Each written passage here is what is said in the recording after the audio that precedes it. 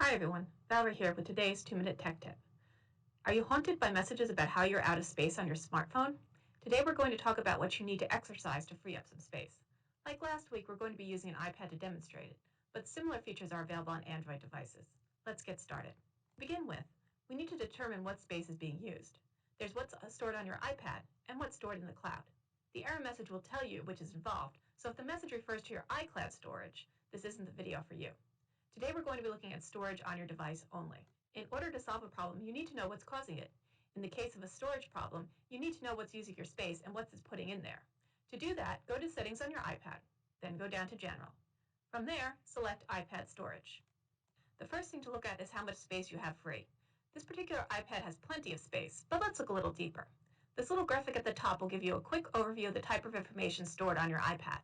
This can be where you can spot your problem quickly. For example, we don't have a lot of photos, but if that photos category is taking up most of the bar, you know where you have to go to fix things. Underneath that graphic is recommendations. Our iPad wants to offload unused apps. This means that it will remove apps that we haven't used in a while, but keep any documents and data associated with them. This might help, but often the problem isn't the app, it's the documents and data. Let's look a little further. The next thing we'll find is a list of all the apps on our iPad. The apps are listed based on how much space they take up, starting with the largest. In our case, that is the Cloud Library app. This is unsurprising because I currently have the audiobook of A Storm of Swords downloaded. If I tap on the app, I can get more details about what's taking up the space. You can see here that the app itself only takes about 82 megabytes.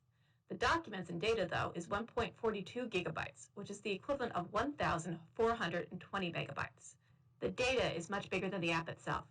This isn't unusual for apps that manage audio, video, or picture files. Sometimes you can get even more details on what's taking up your space. For example, my second biggest app, the Podcasts app, will tell me which specific podcasts are taking up space and give me the option to delete them from here. This is unusual. Usually, you will use this screen to discover your problem apps and then figure out what you need to keep and what you can delete. Sometimes the solution is as simple as deleting some old audio files. Other times, it can be a bit more complicated.